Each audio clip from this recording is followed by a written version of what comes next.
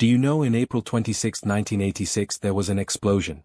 Days after the explosion, the Soviet Union said nothing had happened.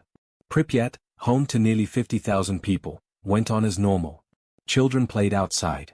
Couples married. Fishermen stood on riverbanks downwind of an open nuclear core. The radioactive cloud was already moving across Europe. The lie broke outside the USSR.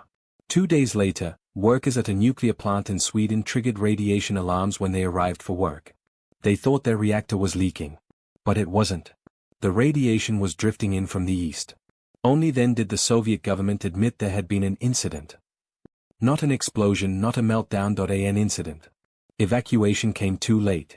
Pripyat was finally evacuated 36 hours after the explosion. Buses arrived. Soldiers with masks but no explanations. Residents were told, "You will be gone for 3 days." They packed lightly. They left pets behind. They locked the doors, they never returned. By then, children had already absorbed massive doses of iodine-131. Milk, bread, air, everything was contaminated. Years later, thyroid cancers exploded in those same children.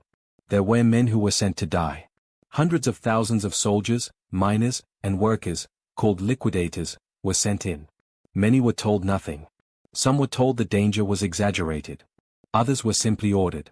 They shoveled radioactive debris off rooftops for 90 seconds at a time, because instruments showed that any longer could be fatal. Robots failed, radiation destroyed their electronics. So humans replaced them. Many liquidators later reported sudden blindness, skin lesions that never healed, cancers appearing within years.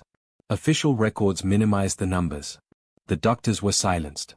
Doctors who tried to correctly diagnose acute radiation sickness were ordered to change their reports. Radiation was replaced with thermal burns. Cardiac failure, stress-related illnesses, because admitting radiation exposure meant admitting the scale of the disaster. Some doctors lost their jobs. Some disappeared from records entirely. What was never fooled at why the official death toll remains shockingly low. But radiation does not kill loudly or quickly. It waits. It mutates cells. It shortens lives. It appears decades later as cancer, birth defects, and immune collapse. Entire villages were erased. Forests turned red and died. Animals were born without eyes, without fur, without jaws. Many of these areas remain uninhabitable nearly 40 years later. The most frightening truth is this: Chernobyl didn't end. It was covered. Beneath the steel and concrete sarcophagus, radioactive material remains active, still dangerous, still decaying, still generating heat. Engineers must monitor it forever. Because if it is ever forgotten, if maintenance stops, if the return, the truth will come back out, just like it did in 1986.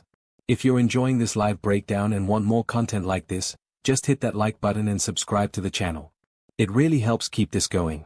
And hey, share this video with a few friends. T's about to get even more interesting.